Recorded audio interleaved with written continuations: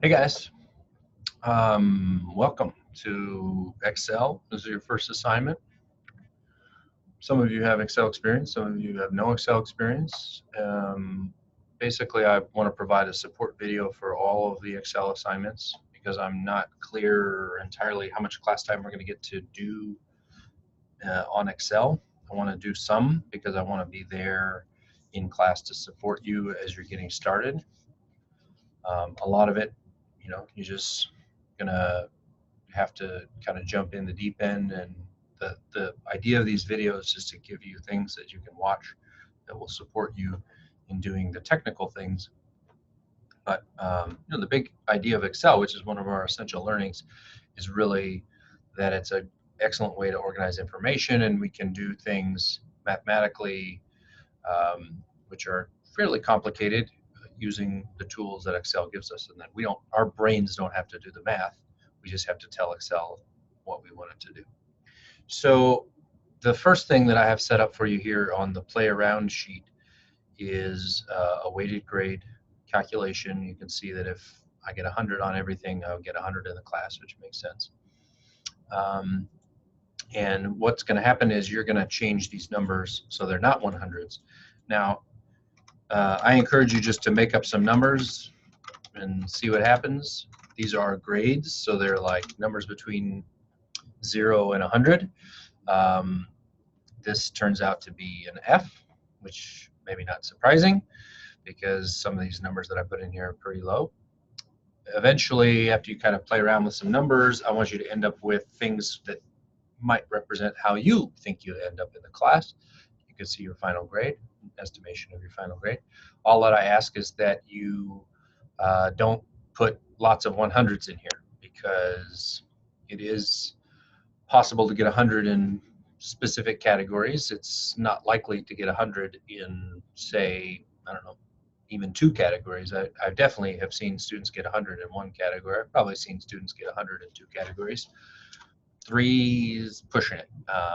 Exams are challenging to get 100 on. The projects are challenging, quizzes, I mean, it's a lot of work to get 100 in everything. And even if you want to be a perfect student, you're a busy person.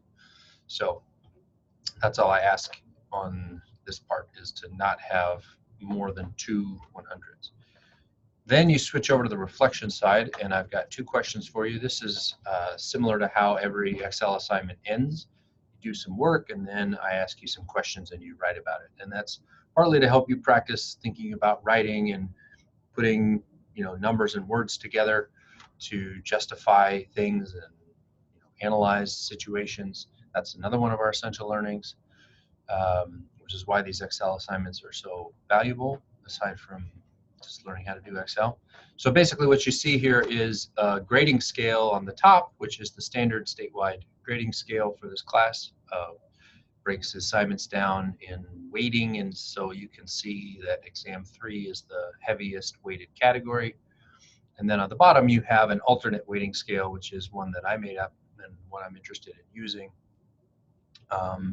So if you look at the question, it says, how are these grading systems different? Which one do you think would be better for you as a student? When you're answering questions, break things down. You can't answer 2 questions at once, so just answer the first question first. How are these grading systems different? Well, if I look at the first category, assignments, homework logbook, that's 10%, and down here, homework logbook, that's 10%. So I'm not going to talk about that because that's not different. Okay, next up is quizzes. Quizzes here is 10%, quizzes here is 5%. Okay, that's worth a sentence, right? I could say something like, in the first grading scale, the quizzes are worth 10%, but in the second, they are only worth 5%. Okay, now there's more to say about this situation, but let me just point out that that is a full sentence, which is complete, which includes some numbers. I would say that's a good sentence. Something like this, quizzes are 10%, which is more than the other situation, has a number but is less clear, right? What do I mean by the other situation?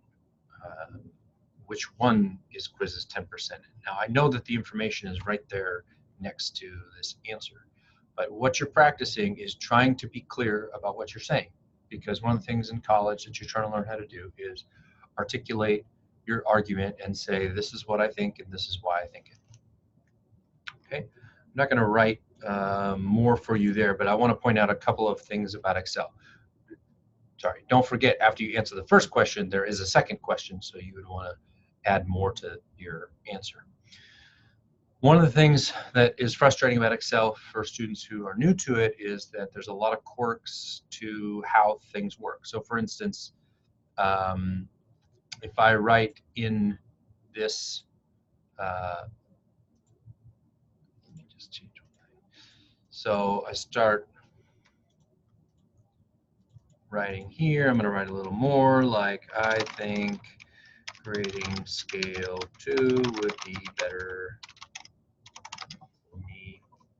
Now notice that this is kind of chopped off on the left and it's chopped off on the right. And the reason for that is that I need to select wrap text from here. Okay, wrap text is a command that tells Excel to take the information and make sure it wraps around so you can see it. A few basics about Excel. This is called cell G14. It's called G14 because it's in column G and it's in row 14. So every cell has a name. This is G14. If I want to write something more in this box and I start typing, I also want to say, now notice that everything that I typed before is gone. Well, where did it go? Basically, if you click on a cell, you've selected it. And if you start typing, it'll overwrite anything which is already in there. So first, how do we fix it? Number one, we're going to do Control Z, which is undo. Undo is a really important command in computers. It doesn't work on all programs, but it is something which can undo something that you accidentally did or that you did purposefully, but then regret it immediately. So undo is an important command.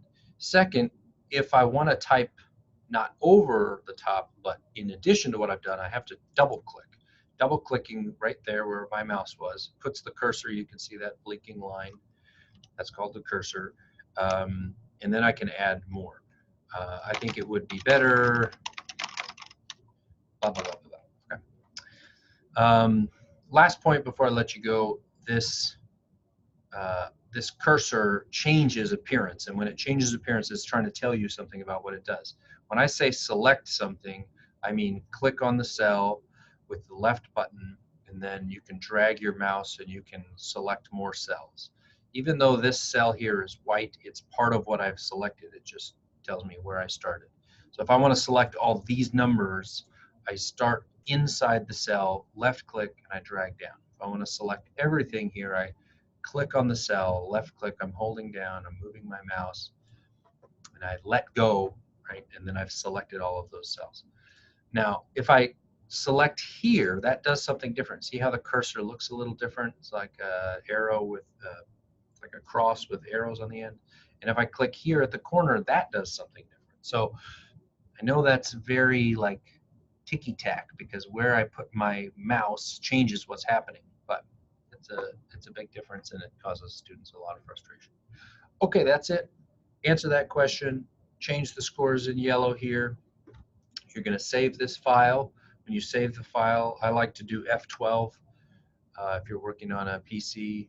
If you're working on a Mac, I don't remember what the command is, but if you go up to File and you look at the drop down, you should be able to see Save As. The reason I like Save As is because it allows me to choose where I put it. I like to put things on my desktop so that I'm not confused about where they are. Once you've saved it, then I want you to email it to me. That's only for this assignment. In most assignments, there's a submit button, and you're just going to submit it